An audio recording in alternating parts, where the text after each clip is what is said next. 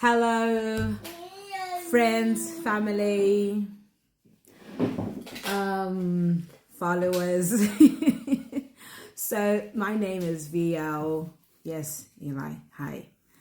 I'm a mom of the famous hashtag 3under3. Of course, they're now grown, but we still maintain as in my Shona culture, what we would call gore mwana gore. So a little bit of history for me is my first two babies were planned to the T, and I mean to the T. I planned everything from the conception to the what. I was that girl who would follow ovulation, you know, the dates and everything. And yeah, I was in a long distance relationship, interestingly, but we made it work. Daddy to the babies, I'll tell him, fly down this weekend is happening, and I was blessed enough for it to happen that way. Eli, can I do this, please? Please.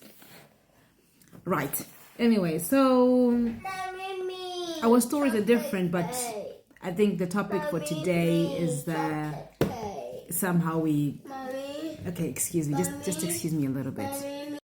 Yo, my apologies about that. I don't even know where I was, but yes, I was saying I'm a Zimbabwean who relocated to the UK after finding love, and yeah, started my family here. My first baby was born in Zimbabwe though, and I came over wanting to settle down, so I left him back home with I'm privileged that my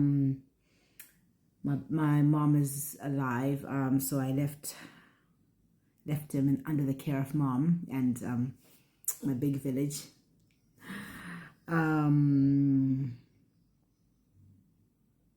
And yeah, but when I came over, I was already pregnant with my second on the way. And the plan was gaga and done. And I was content, had my boy first and then a girl. And I was like, I'm done. And then I was... Just a second. Yo, guys, no one ever told me how hard it is to do this recording stuff, and then your phone rings and all of that. About how I moved, I think, to the UK. I'm already pregnant, and my baby boy, I left him home with mom because I wanted to settle here, and then COVID hit. And dear, and you know, when you're planned, but after 3 months I get my baby and I'm good, and things didn't go as planned. It stressed me out, but I think I'm grateful it happened that way, because as you get on with it, you realize how this relocation and adjusting to this new culture is so different, where there's absolutely no one here for you. It's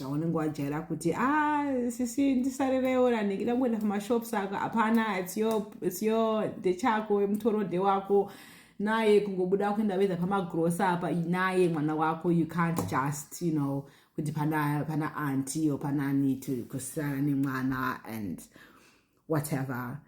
I think I don't know if my situation was different, if I would have spaced out my first two more, because I have a story of fibroids.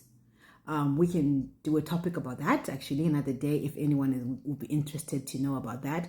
But I was then advised to quickly have my babies. Yeah. But anyway, let's go to the topic for today.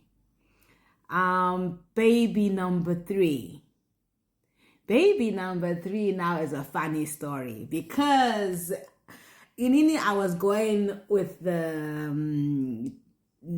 advice, pure nana vechikuru kunzi kana uchiyamwisa when you're breastfeeding, I will battery number. So I was not on any I don't know machi any contraceptive. That's it. Some think it's silly. Yeah, it is, but it worked for me with my baby number one. I was not on any contraceptive, and yeah, I never felt pregnant. So anyway, unfortunately, yeah, it happened, and it wasn't planned. And oh dear, I got so poorly. I think the major thing was baby number two. And then it's like, what's going on? And she was only 6 months. And I'm like, what's going on? She started refusing the breast milk. Oh, what's this? And I who was a no about the bottle. That's just mom. About the formula, she's like, no. And I was left with no option when I got mom kaka. And I'm like, so what do we do? Then we had to start trying the formula option, Then yeah, she was good with it. Although I reaction, trying to get the right formula. It was so, it was taxing for me because it was never my issue with my first baby to cleaning bottles and all that. But yeah, it is what it is.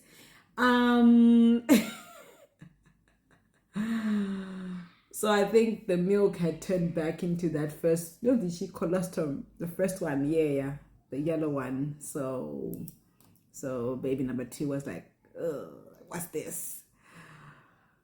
It was horrific when they told me, and I was in denial.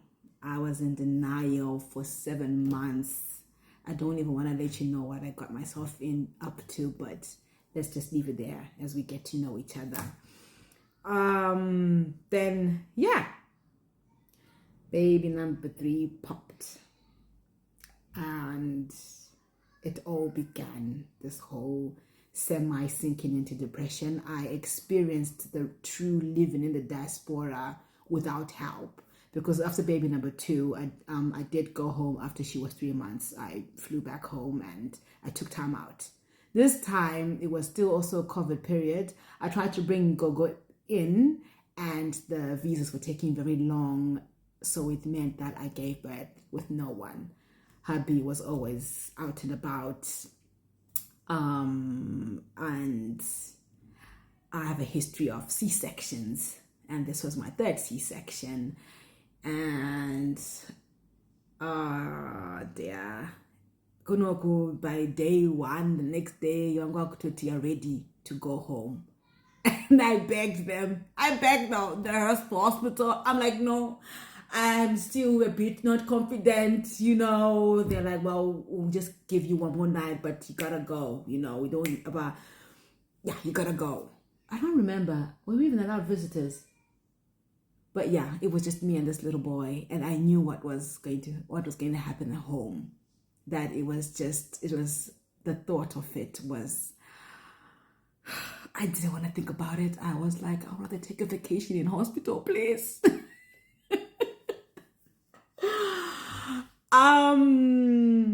The day came and I was discharged. And yeah, I took an Uber home. Limping. Officially 3under3. With a C-section. Right. Comment more below, guys. Tell me if you want to proceed with the journey.